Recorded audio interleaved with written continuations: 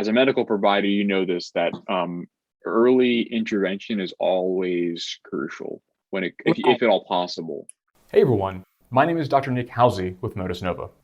I'm a licensed neurophysical therapist and neuroscientist helping brain injury survivors understand how to make functional gains after their injury. I hope this video helps you in your recovery. But for the time being, I'm going to go over to my first guest. I think we have, is it Sharina with me today? Give me a bit of information about who you are. Tell me who you are, where you come from. Okay, my name is Sharina Young, and I actually live in I live in what's called Oakley, California, and Okay. my background is I grew up in the Bay Area, San Francisco Bay Area. I was born in San Francisco. I don't know how far back you want me to go, Sure. but basically I was I had a practice as a chiropractor at one point, and then right now I'm doing caregiving. I'm a Okay. Okay. caregiver, professional caregiver too. But I also took care of my Sure. mom and so I'm trying to look for some help from my dad right now, who's had a major stroke. Okay. Okay. Sure. Well, on that note, would you mind giving me a bit of background on your dad? Okay, well, my dad, he's a retired medical doctor, so he knows a lot about medicine. He's also done acupuncture in his practice as well. And Okay. yeah, well, basically, until his stroke, actually, or until recent years, he's been very. I don't know how much you want to know about him, but his personality is very outgoing, very personable with people, and always cared about people. Very willing to offer any information anyone want about their health or just in general. He just loves talking. He Okay. was also he was a veteran in World War II back then. He has a lot of stories about that. He was born in China and immigrated when he was 14 to Hawaii. And yeah, I don't anything particularly want to know about maybe his health or anything else, or did you just want to know some general history? I'm not sure how far to go with the No, information. it's quite all right. Yeah, Uh-huh. I think my main goal here is to be a resource for anyone either interested in learning more about the systems, or if they have a system, how I can help them get the best experience out of it. And so for me, it's helpful to understand where someone's coming from, the sort of background, what types of things are causing them challenges now, in terms of with the understanding that this tool might be useful for them. And so with that kind of direction, maybe give me some insight into when his stroke was, what his past path to rehab was, what kind of things he's challenged with now, what types of things he's able to do, what types of goals he has. Those types of questions are very helpful for me to kind of frame a discussion. Okay, well, basically up until recent years, he was, let's see, he was been living in assisted living for since I think it was 2016, and he slowed down a lot during his 90s, but he was still able to like participate in a lot of activities within the facility. With exercise and doing other programs, as well as playing. I don't know if you're familiar with Chinese mahjong, and he was Yes, very good at yes. that up until recently. And then during the pandemic, unfortunately, we couldn't come in and visit him anytime I wanted. We had to make special arrangements, but for a long time we couldn't even see him in person. So we did some Zoom calls and it was okay. He could just see us and he would just wave because he couldn't hear us. He's very hard of hearing, has hearing impairment. So even if we wrote notes and stuff, doing Zoom and trying to show it on the screen wasn't always easy for him to read. So Mm, basically we would get on his family and just chat with him and just ask him questions. And if he could answer, he might nod his head or would just wave and he'll wave back. But okay. unfortunately, because of that, I couldn't see him that often during the whole pandemic. And then going forward, he had the stroke. Let's see, was just Friday. It actually started very slowly in the beginning. Just in the morning they were getting him up, and he was weak on his right leg. And then so as a precaution, the facility they called the ambulance to send him there just in case. Well, it turned out they went to I heard from the doctor later on that they took him into the hospital around maybe 6 p.m. Friday, and I was told that he appeared to be okay, but then for some reason there was a long gap. They didn't see him till the next day until, I don't know, was it 9 a.m. or something? Well, a long time after, and then all of a sudden he was paralyzed in his whole right side of the body and couldn't swallow anything. I mean, and so I asked him. Okay. Usually they have the clot buster medication. And I said, well, he told me they didn't do it because they couldn't tell what time he had. It was only works for a 4-hour period. So then he didn't have that. But that's where he's at right now. He's still in that same state at the moment. Okay. Well, so Sharina, I think if I'm understanding you correctly, it sounds like he had this stroke very recently, last Friday. Am I understanding you correctly? Exactly. They don't know the Okay. exact time, like I said, because they didn't check him till a long time after. So they said sometime in between Friday and the time they checked the next morning. So that, Okay. but it was starting Friday because that's when he got the weak leg and he was Sure. getting. So we're having, so there's some evolution of symptoms there, but this is still very early, it sounds like, in terms of recovery process. Early. Exactly. Yeah. But Yeah. And no, I think it's you're doing the exact right thing, right? As a medical provider, you know this, that early intervention is always crucial if at all possible, right? And so I think that what you're doing is the exact right thing with respect to trying to figure out, well, what can we do to help him optimize his sort of medical recovery? And rehab so thankfully he's still with us, which is wonderful. And so now it's a matter of how can we maximize his quality of life and function. Those are the two big things, and rehab plays a big role in that, right? Because ADLs, activities of daily living, are really, really important for quality of life. And so what we can, figure out what we can do to help him maximize his function so he can have a good quality of life. And so let me maybe ask one additional question for you, or to you rather. Is he still in the hospital right now, or has he been discharged back home to the nursing facility? No, he's not discharged yet. First of all, we have to, as a family, we still have some things to discuss. That would take a long time to explain all the details to you. But the long story short, my dad has not shown an improvement. They have improvement yet for a few days. The doctor said that he's not showing any progress. And they're teaching him how to try to get him to swallow, speech therapy and other physical therapy. And hasn't progressed. And I'm not sure, I don't know if you know any better, but can they assess within a few days whether or not he's going to get any better, or could it take longer? They're not giving him enough time to say that he's going, to see if he will get better or not. I don't know. I thought that they would give him more time than a few days to decide he's not going to get better. So. Yeah. So the honest answer to this question is, well, let me first say, people recover, make lots of recovery outside of 1 week from their stroke. That's very, very common. The vast majority of people make those changes after their stroke. Now, there is spontaneous recovery that happens immediately after a stroke, independent of kind of rehab, right? That's just the natural evolution of the circuits sort of reestablishing themselves and trying to figure out a new way to operate. So there is spontaneous recovery, but built on top of that, once we kind of saturate that capacity, we need to layer on rehab when appropriate.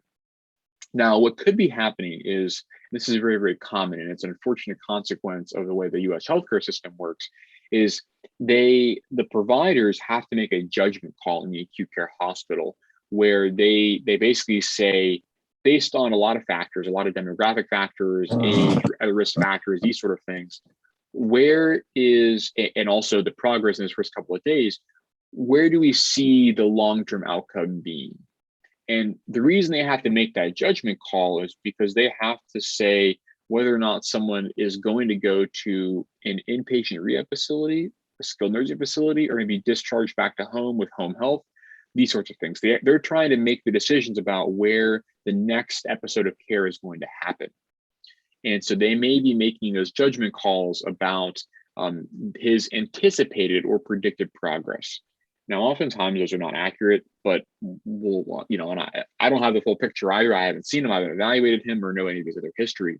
But that could be one of the reasons why they're making these statements about the hasn't made progress, for instance. And that's not, again, that's not saying that he won't make progress. It's just, it's a call that those providers have to make to set up the next steps for his discharge.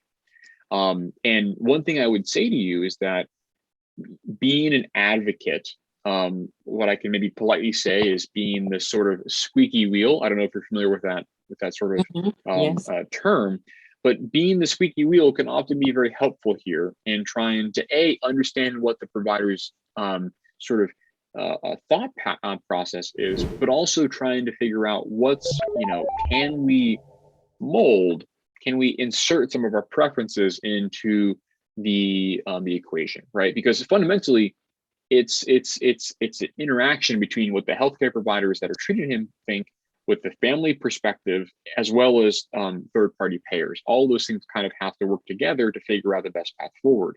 And I would encourage you to kind of flex some of those muscles on the family and care partner side to make sure that you guys are getting the best outcome for him. Hey, if you're finding this video helpful, please hit like and subscribe to help other brain injury survivors learn how Motus Nova is changing neuro-rehab. So you're certainly doing the right thing, but I just encourage you to kind of maybe insert yourself and be a bit more of a squeaky wheel to make sure that you're understanding their thinking, as well as the kind of trying to insert some of your preferences. So hopefully I can provide some insight there. Now, the one thing I know we were hoping to chat about is kind of where along the path something like the Motus Hand potentially fit, or the Motus Foot kind of fit. Now, I think that with respect to where you guys are in the path to recovery, it might be a little bit too soon right now, because right now we're trying to get some of those fundamental elements and sort of these structures in place to make sure he's on the right path. One of the big ones is going to be deciding where he's going to be discharged, if that's home or a skilled nursing facility or an inpatient rehab facility. Once we figure out where that's going to be, then we can kind of set up the structure for whether or not the Motus Hand can be a good fit for him. So the Motus Hand is really good at helping that transition period from where you're in the inpatient setting to your next step, because that's a steep drop off from a lot of oversight in the hospital system to maybe less oversight in a home, for instance. And so that could be a really good time to jump on and have one of these systems ready to help get sort of the maximum amount of rehab possible in the home. So I'd say for the time being, it might be a bit too soon for something like this.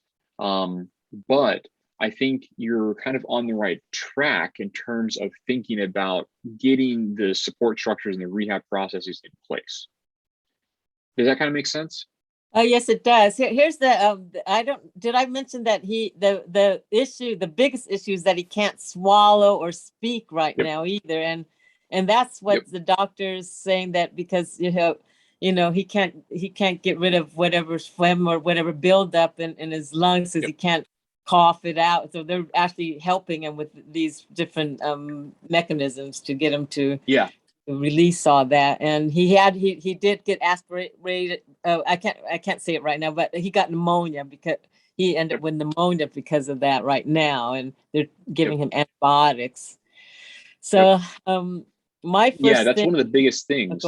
Sorry, go ahead, Shreen. No, the first thing I want to do is, and I know this what you have going here isn't going to help, is to try to see if we can get him, heal him to a point where he can actually swallow. They're doing physical therapy for that. There's a speech therapist, or whoever's working with him on teaching him how to swallow. But that's where, that's the biggest. If he could even eat and get nutrition, because the doctor said he needs nutrition to be able to heal. But the other side of it, in a long short story, that there's options where we can get feeding tube. But he says, because of this is doctor's opinion, he hasn't worked with a client or patient like this, but he's concerned about a couple of things. There's two things: giving him nutrition. The first, there's always risk, like infection is one. The second one is what is quality of life. We can keep them alive, and then but with nutrition. But I'll just tell you, my opinion is that that's the whole point. I'm trying to work with a way to to help him heal faster. And that's where, I don't know if you heard about acupuncture. I was trying to see if we can get an acupuncturist to do that. But right now with the COVID, they can't come to the hospital. I don't know if any of the facilities will allow her to come in and do acupuncture on him. So that's one avenue I've found. That's acupuncture does help a lot of stroke patients. And I've seen that before. But then, yeah, I guess that's the biggie. But for now, she's the acupuncturist gave me some massaging or techniques that I can do for now to help stimulate his recovery, and we'll see how that goes since she can't come in yet. And I'll continue with that anyway, even if she could. So that's my big goal right now, is to at least get him to be able to swallow step by step, and then hopefully everything will follow. But I don't know if you ever heard of any case where someone had to be fed either through the stomach or a tube down their nose, and if you know, there's a lot of risk. I don't know if you got that, had any clients that talked about that, or do you know anything about it, about tube feeding? I think, yeah. So I think it's called NG tube. NG tubes are very, very common, especially if you have challenges with swallowing, speech and swallowing, right? Right. And that is one of those fundamental things. You're exactly right. It's kind of there's a series here, right? You have to have, in order to recover, you have to have the substrates in order to build up muscle, build up the capacities again, right? And in order to have those substrates, you have to eat, or you have to have some supplementation.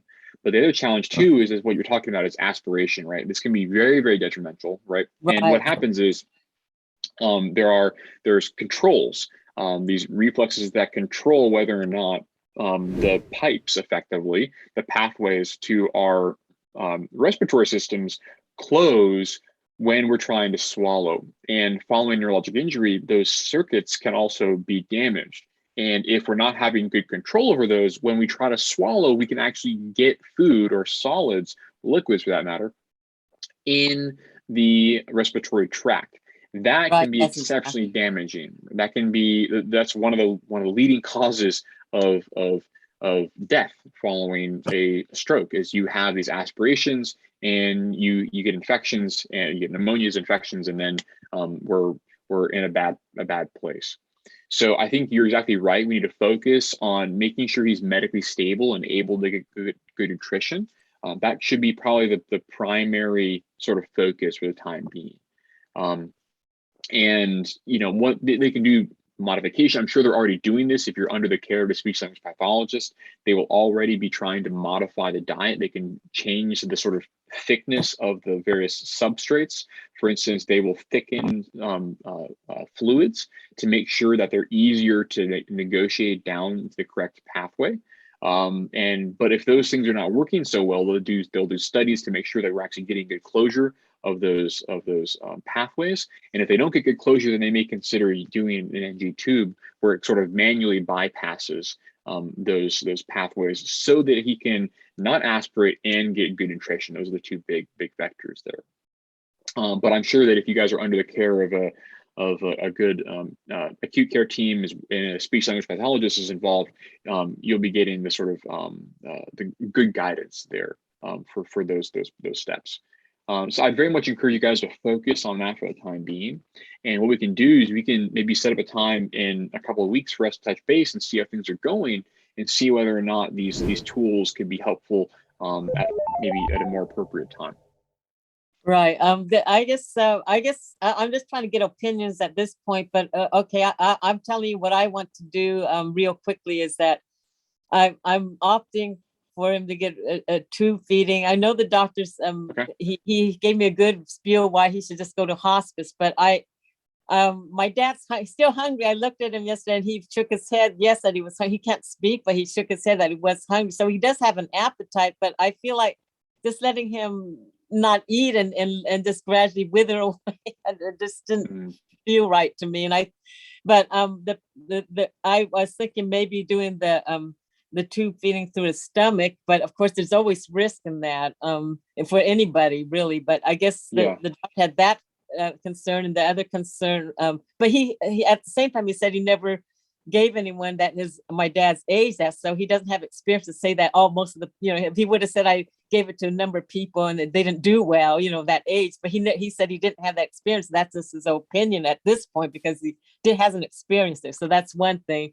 But his other thing was that, yeah, we can keep him alive, but what his quality be if he can't move? But my whole point to keep him alive is so we can see if he might be able to start swallowing, might be able to start talking.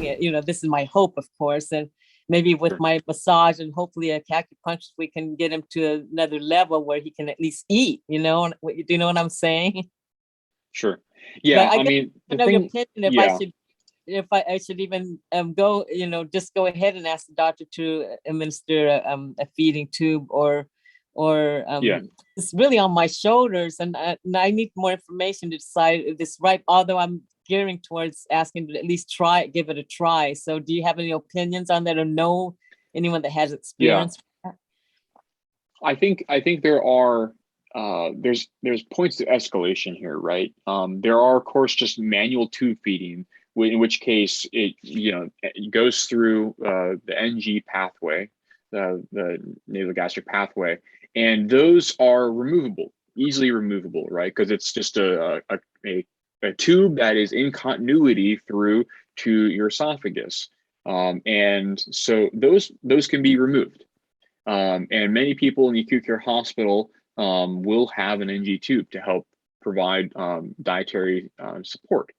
I think what you're talking about, though, is one of those sort of percutaneous mechanisms, often called PEG tubes, PEG. Those are actually the ones that are implanted. Those are surgically implanted and have a substantial infection risk as compared to an NG tube. They're, of course, a permanent option and maybe a little bit more comfortable because an NG tube has some discomfort to it, just because it's a tube going down the back of your throat, for instance, into your nose and your but those PEG tubes, because it is a surgical placement of a tube, does have some significant risks associated with it. And often, it is actually a port effectively directly into your gastrointestinal system. And so, for instance, there's a reason we have skin. There's a reason we have lots of closures, because we're trying to keep foreign objects outside of our internal systems. And so I'd say that if the recommendation from your physician is to kind of do a tube feed, do it in escalation. I would not want to necessarily go for the nuclear option to start with, for instance. So I would very much follow their guidance in terms of if you tell them, hey, I want to try tube feeding, or I want to try to do some dietary supplementation support, I would go with the least invasive mechanism, because that way you can easily reverse it if something does happen, if you decide to make a decision change. Thanks for watching this video. If you have questions or would like to speak with me about how you can make functional gains from home, call or text me at 404-939-3476 or visit motusnova.com/contact.